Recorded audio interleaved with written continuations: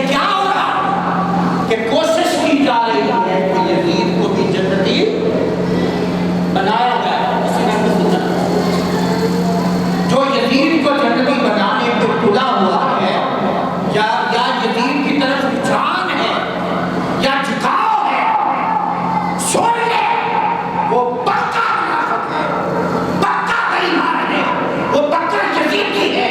اس کا حسین سے کوئی تعلق نہیں، اور جس کا حسین سے تعلق نہیں اس کا ایمان سے تعلق نہیں، جس کا ایمان سے تعلق نہیں اس کے حاضر روزے نماز زکات مقام.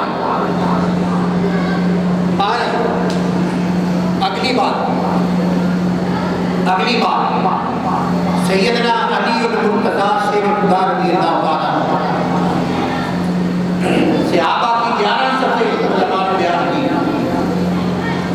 علی صفحے اول میں، صفحے اول میں، اور حضرت امیر معاویہ رضی اللہ تعالیٰ عنہ 11ویں صفحے میں صحابہ میں. امیر معاویہ رضی اللہ تعالیٰ عنہ کا کوئی موازنہ مولا علی کے ساتھ نہیں بنتا. جو امیر معاویہ رضی اللہ تعالیٰ عنہ کو سیادی رسول ہمارے ساتھ کے تاج، مگر جو اٹھا کر مولا علی کے برابر کھڑا کرے وہ بھی منافق ہے. جو امیر معاویہ رضی اللہ تعالیٰ عنہ کا موازنہ مولا علی سے کرے وہ بھی بغض علی رکھتا ہے. اگر حب علی ہے موازنہ کہیں ہماری تاخیر نہیں. اور تیسری چیز بڑی خطرناک تھی جو اس وقت امام پر حملہ ہے وہ بھی سمجھ لیں، وہ یہ ہے. آج میں رستے میں دیکھ کے آیا، آپ نے بھی دیکھا، محرم کا مہینہ ہے، ذکر حسین کا تذکرہ ہے، واقعہ کربلا کا ذکر ہو رہا ہے، اور بعض لوگ اس مہینے میں جان بوجھ کر بالخصوص وہاں صحابہ کے نعرے کناروں پر لکھ رہے ہیں. یہ کیا ہے؟ عقیدہ کیا ہے؟ اہل سنت کے اکابر ہمیشہ کیا کرتے رہے ہیں؟ وہ یہ کرتے رہے ہیں کہ جب صدیق اکبر کا دن آئے تو دھوم دھام سے مناؤ، قرآن و حدیث کی نص سے مقام صدیقیت کو بیان کرو، حق پر مخالف. جب فاروق اعظم کا دن آئے تو فاروق اعظم کا تذکرے یکم محرم کو فاروق اعظم کی شہادت تذکرہ کرے جتنا کر سکتے ہیں. قرآن و حدیث میں جو مقام اللہ اور اللہ کے رسول نے فاروق اعظم کا بیان کیا اس کو بیان کریں. عثمان غنی کا وقت آئے ان کا بیان کریں. جب مولا علی کا وقت آئے تو مولا علی کو بیان کریں.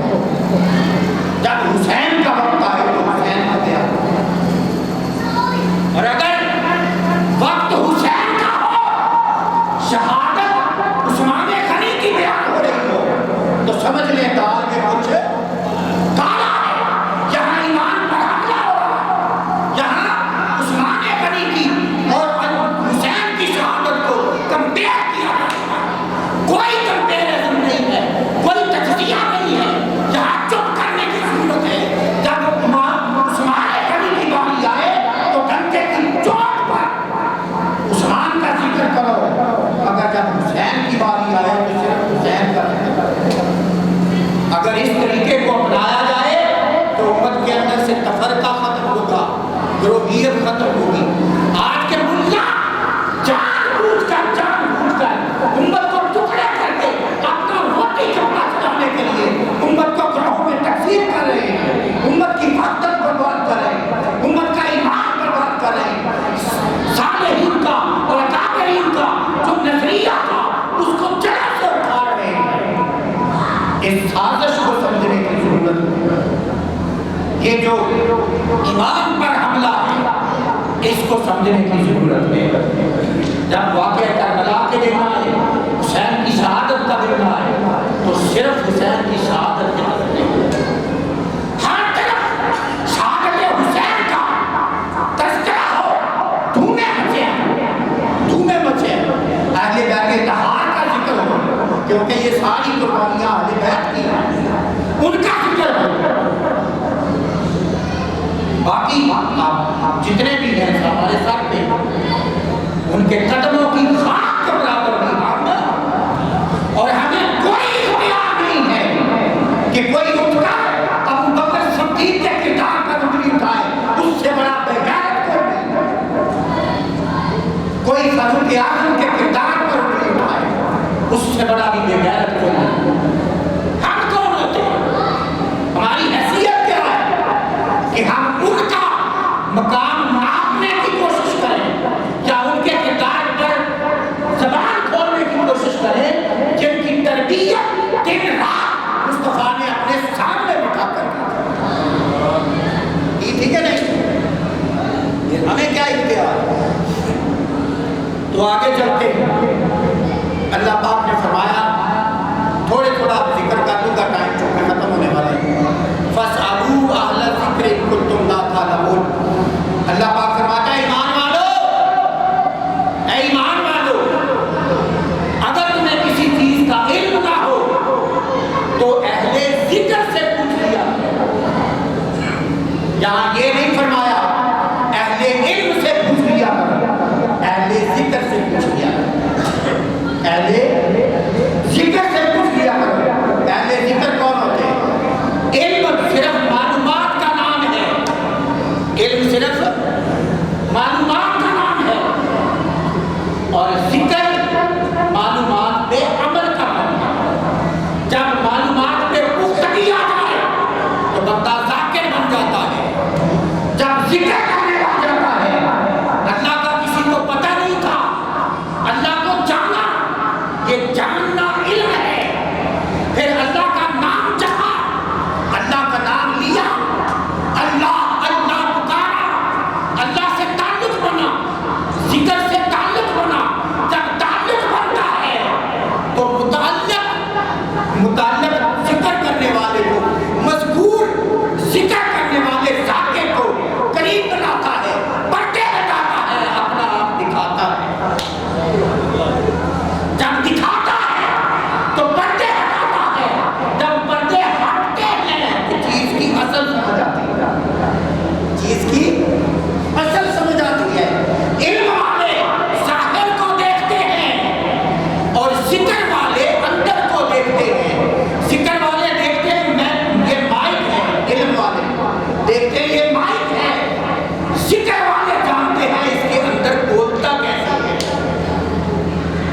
یہ بولتا کیسے ہے، اس کے اندر کوائلیں کیسے ہیں، تارے کیسے ہیں، کنیکشن کیسے ہیں، وہ ساری چیز کو جانتے ہیں۔ اس لیے اللہ پاک نے فرمایا اہل علم سے نہ پوچھو، اہل ذکر سے پوچھو۔ اور مولا علی سے پوچھا گیا، مولا علی فرمائیے اہل ذکر کون ہے؟ مولا علی نے فرمایا اہل بیت مصطفیٰ، اہل ذکر، اہل بیت مصطفیٰ اہل ذکر ہے۔ پتہ کیا چلا کہ دنیا، ساری دنیا علم کے دہلیز پر کھڑی ہے، اہل بیت مصطفیٰ علم سے بڑھ کر ذکر کی دہلیز سے آگے گزرتے ہیں۔ اس لیے فرمایا جو پوچھنا ہے مجھ سے پوچھو۔ اسی لیے ابو بکر صدیق کا بھی وزیر اعلیٰ اور مشیر اعلیٰ مولا علی ہے، فاروق اعظم کا مشیر اعلیٰ مولا علی ہے، عثمان غنی کا مشیر اعلیٰ مولا علی۔ اور کوئی مسئلہ کسی کو بھی پھنس جاتا تھا، صدیق کو پھنس جاتا تھا، علی کو بلاتے تھے، عمر کو پھنس جاتا تھا، علی کو بلاتے تھے، عثمان کو پھنس جاتا تھا، علی کو بلاتے تھے۔ اس لیے کہ علی اہل ذکر والے ہیں، علی اہل ذکر ہیں۔ اللہ پاک نے فرمایا وَاعْتَصِمُوا بِحَبْلِ اللَّهِ جَمِيعًا وَلَا تَفَرَّقُوا۔ لوگو اللہ کی رسی کو مضبوطی سے تھام لو اور فرقوں میں اور گروہوں میں بٹ نہ جاؤ، اللہ کی رسی کو مضبوطی سے تھام لو۔ امام جعفر صادق سے پوچھا گیا، حضور آپ فرمائیے اللہ کی رسی کیا ہے، اللہ کی رسی کیا ہے؟ امام جعفر صادق رضی اللہ تعالیٰ عنہ نے فرمایا ہم اہل بیت، ہم اہل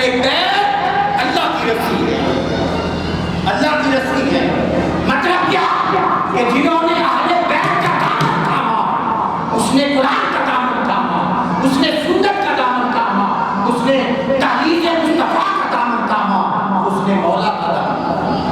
اور جس نے اہل بیت کا دامن چھوڑ دیا،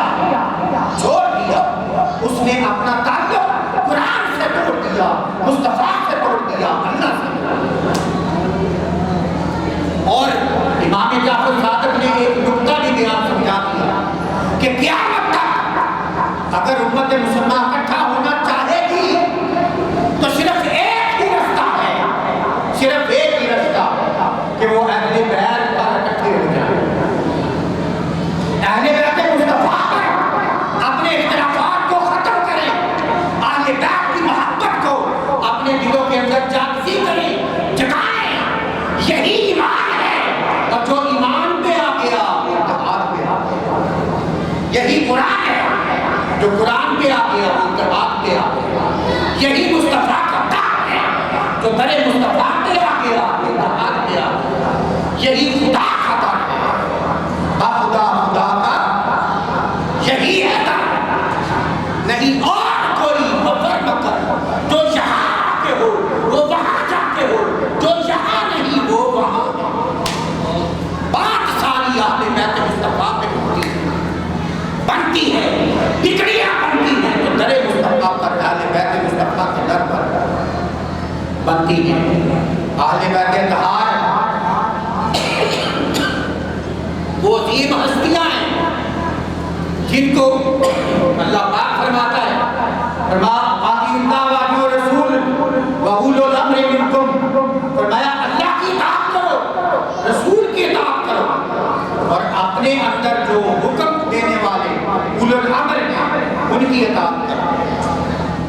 سوال کیا گیا امام جعفر صادق سے کہ امام علی مقام آپ بتائیے، اللہ کی بات تو سمجھ آ گئی، مصطفیٰ کی بات تو سمجھ آ گئی، اولو الامر کون ہے؟ اولو الامر کون ہے؟ امام جعفر صادق کا جواب سنیے اور عقیدہ پکا کر لیجیے، کبھی اس پر دامن ڈول نہ ہوئیے، مضبوطی سے اس نکتے کو تھام لیجیے۔ امام جعفر صادق فرماتے ہیں اہل بیت مصطفیٰ علی المرتضیٰ، علی المرتضیٰ، فرمایا اولو الامر ہے۔ علی المرتضیٰ کون ہے؟ بولیے، اولو الامر۔ قیامت تک جب تاجدار کائنات کی نبوت، تاجدار کائنات کی ظاہری زندگی تھی، تاجدار کائنات کی نبوت کا سکہ چلتا تھا، اب تاجدار کائنات کی نبوت کا سکہ چلے گا مگر صرف چلانے والا مولا علی، مولا علی ہوگا۔ نبوت کا دروازہ بند ہو چکا، قیامت تک کوئی نبی نہیں آئے گا۔ اب نبیوں کی جگہ پر جو ہدایت کا کام کریں گے وہ اولیاء ہوں گے، اور سات اولیاء کے امام مولا علی ہوں گے۔ جو علی کے در سے ملے گا وہ ولایت سے نکال دیا جائے گا۔ جس کو ولایت ملتی ہے در مولا علی سے ملتی ہے، جو علی کو مولا نہیں مانتا اس کو ولایت نہیں ملتی، ولایت تو درکنار، اس کو اسلام سے نکال دیا اس کو۔ کیوں؟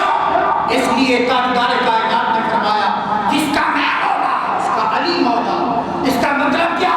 جس نے علی کو مولا نہ مانا اس نے مصطفیٰ کے حکم کا انکار کیا، مصطفیٰ کو مولا نہ مانا، اور جس نے مصطفیٰ کو مولا نہ مانا وہ اسلام سے خارج ہوا۔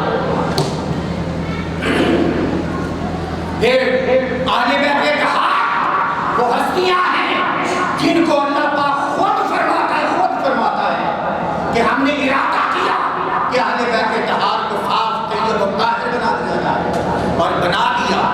پھر فرمایا کہ آخری بات جو اہل بیت طہار کے متعلق کرنا چاہتا ہوں، اللہ پاک قرآن مجید میں فرماتا ہے، فرمایا قُلْ لَا أَسْأَلُكُمْ عَلَيْهِ أَجْرًا إِلَّا الْمَوَدَّةَ فِي الْقُرْبَىٰ۔ فرمایا میرے مصطفیٰ ان اپنے امتیوں کو بتا دیجئے، ابو بکر صدیق کو بتا دیں، فاروق کو بتا دیں، عثمان کو بتا دیں، حیدر سب کو بتا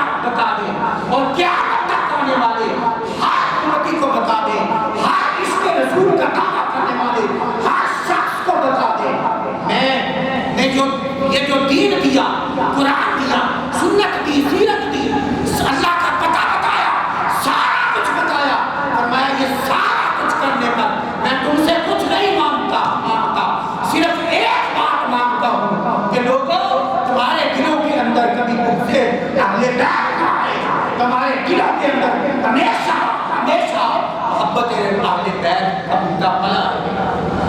اہل بیت سے محبت کرنا میں صرف یہ چاہتا ہوں۔ یہ کون فرما رہا ہے؟ حضور تاجدار کائنات فرما رہے ہیں۔ اب ایک طرف مصطفیٰ کا حکم ہے اور دوسری طرف اگر ہم اپنے دل کے اندر جان کر دیکھیں تو اندر کی حالت ہمیں واضح کر دے گی کہ ہم کہاں کھڑے ہیں۔ اگر محبت رسول ہے تو ایمان ہے، اگر محبت رسول نہیں ہے تو ایمان بھی نہیں ہے۔ تاجدار کائنات صلی اللہ علیہ وسلم نے فرمایا قرآن اور اہل بیت قیامت کے دن اکٹھے حوض کوثر پر آئیں گے۔ یہ حدیث پاک ابو سعید خدری بیان کرتے ہیں۔ قرآن اور اہل بیت اکٹھے، یعنی قرآن کا اور اہل بیت کا چوری دامن کا ساتھ ہے۔ کبھی قرآن اہل بیت سے جدا نہیں ہوگا اور اہل بیت کبھی قرآن سے جدا نہیں ہوں گے۔ جو قرآن قرآن کرتا ہے مگر دامن اہل بیت نہیں تھامتا، وہ بھی ہدایت پر نہیں ہے۔ اور اگلی بات بڑی توجہ سے، جو اہل بیت کا دامن تھامتا ہے مگر قرآن کا انکار کرتا ہے وہ بھی ہدایت پر نہیں ہے۔ اور اہل سنت کو مبارک جو قرآن کا دامن بھی تھامے ہوئے ہیں اور اہل بیت کا دامن بھی تھامے ہوئے ہیں۔ حضور تاجدار کائنات فرماتے ہیں، فرمایا تو وہ سنو، یہ خطبہ حجت الوداع کے موقع پر حضور فرما رہے ہیں سارے مسلمان اکٹھے ہیں، 1.25 صحابہ اکٹھے ہیں۔ تاجدار کائنات فرما رہے ہیں، فرمایا تو وہ سنو، میں تمہارے اندر 2 چیزیں چھوڑ رہا ہوں۔ کتنی؟ 2 چیزیں۔ فرمایا دونوں کا دامن پکڑے رکھو گے تو ہدایت پر رہو گے اور اگر چھوڑ دو گے تو تم گمراہ ہو جاؤ گے۔ فرمایا وہ ایک قرآن ہے، دوسری اہل بیت ہے۔ اہل بیت کا دامن تھامے رکھو، اگر اہل بیت کا دامن تھامے رکھو گے تو ہدایت پر رہو گے اور اگر اہل بیت کا دامن چھوڑ دو گے تو ہدایت سے گمراہی کی طرف چلے جاؤ گے۔ آخری حدیث پاک بیان کر کے ختم کرتا ہوں، توجہ سے سب ذرا سمجھ لیں، وقت گزرتا ہی رہتا ہے، گھر جا کے بھی گپیں لگانی ہیں۔ بڑی توجہ سے آخری حدیث پاک حضور تاجدار کائنات صلی اللہ علیہ وسلم نے فرمایا النجوم امان لأهل السماء، فرمایا آسمانوں کے کی حفاظت کرنے والے ستارے ہیں، ستارے آسمانوں کی حفاظت کرنے والے ہیں۔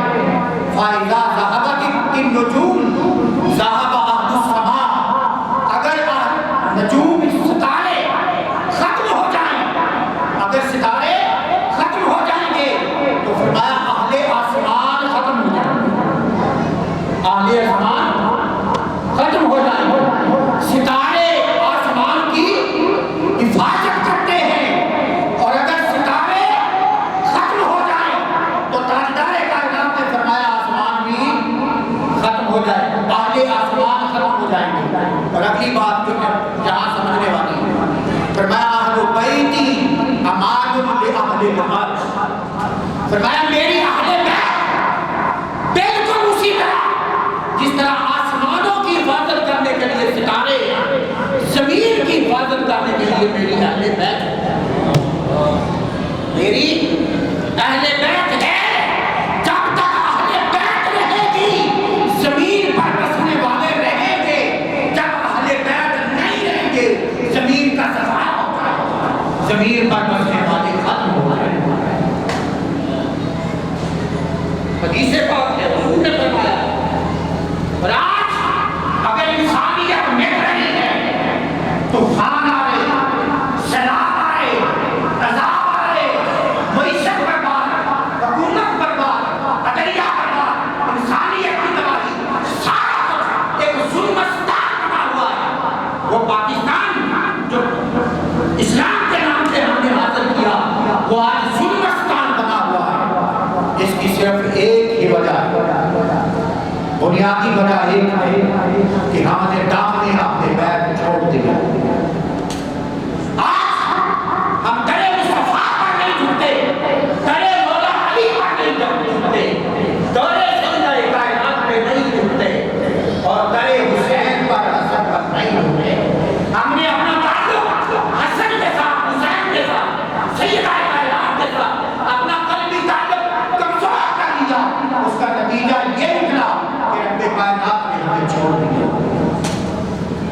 اگر آج بھی ہم پھر سے آباد کرنا چاہتے ہیں افغانستان کو، تو صرف ایک پانی ہے، ایک کھاد ہے، ایک ایسی میڈیسن ہے جو اس مردہ زمین کو زندگی دے سکتی ہے، جو اس مردہ فصلوں کو پھر سے آبادی دے سکتی ہے، جو اجڑے ہوئے ہندوستان کو پھر سے آباد کر سکتی ہے، اور وہ میڈیسن